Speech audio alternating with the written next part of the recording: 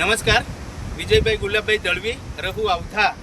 આ અમારે આવધામાં અંદાજે 15 વર્ષ જેટલાથી આ ચેકડેમ કોઝવે બનાવેલો, પણ ચેકડેમ કોઝવેના લીધે અમારે અહીંયા ખાતેદારો જે છે એમની લગભગ મારા ખ્યાલથી આવીને જોઈ તો 2 થી 3 એકર જેટલી જમીન આ ધોવાણમાં ગઈ અને અમે એ જમીનની મહેસૂલ ભરીએ તો હમણાં સરકાર અમને એનું વળતર ચૂકવશે કે કેમ એ મારે તંત્રને પૂછવાનું કે સિંચાઈવાળા ચૂકવશે કે તંત્ર આ ચૂકવશે, કેમ કે અહીંયા ઘણી જમીનનું ધોવાણ થયું છે. પૂરી નહીં થશે તો અમારા ગામ લોકોની માંગણી છે અને રજૂઆત છે કે આગળ આવતી વિધાનસભા હોય કે લોકસભા હશે એ અમે બહિષ્કાર કરીશું. હું મારું રહેવાનું આવતા ને પડ્યું છે તો નાયકપાડા. એમ અમને નાયકપાડાથી આવતા અહીંયા દળવીપાડામાં 7 કિલોમીટર જેટલું થાય છે. રાજપુરીથી ફરીને આવવું પડે, કેમ કે આ પુલ કેટલા વર્ષ થઈ ગયા, હજુ સુધી એનું કંઈ ઠેકાણું નથી બનાવ્યું. અમે તંત્રને જાણ કરી છે પણ કોઈએ આવીને વિઝિટ પણ નહીં કરી.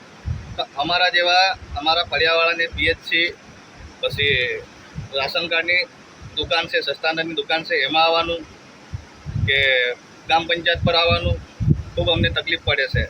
એના માટે હું નમ્ર અપીલ કરું છું કે તમે આવીને વિઝિટ કરી જાઓ ને અમને પુલનું કામ આ વર્ષે ગમે તેમ કરીને કરી આપો એવી અમારી માગણી છે. Thank you. નમસ્કાર, મેં હસમુખ મોહનકર અને તમે જોઈ રહ્યા છો ત્રિલોક ન્યૂઝ. આજે અમે એવી ઘટના પાસે તમને બતાવવા માગું છું, કારણ કે આ વર્ષે ઘણો વરસાદ આવેલો, તેના કારણે જે ધોવાણ થયેલું છે તમને હું કેમેરામેનને વિનંતી કરીશ કે તે પાછળનો નજારો બતાવે કે આવી હાલત થઈ ગઈ. નદી હતી સેફ અહીંયા સુધી નથી હતી. આ જોવા જઈએ તો આખું અહીંયા 2-3 ઘરને એવી પોઝિશન હતી કે 2 દિવસ સુધી તેને ખૂબ મુશ્કેલીનો સામનો કરવો પડ્યો હતો, કારણ કે થોડું અગર વધારે પાણી આવી જાતે તો તે કદાચ ધોવાઈ જાતે. આટલો નજારો અહીંયા જોવા મળ્યો હતો. પણ તે જ દ્રષ્ટિએ આજે મેં તમને બતાવવા માગું છું, કારણ કે ખૂબ જ્યારે વરસાદ વધારે આવે ત્યારે ખૂબ આ મુશ્કેલી પડતી હોય, પણ જ્યારે ફરિયાદ કરતા હોય, જ્યારે ઉપરના તંત્રને જણાવવામાં આવતો હોય ત્યારે તંત્ર કોઈ ધ્યાન આપતું નથી.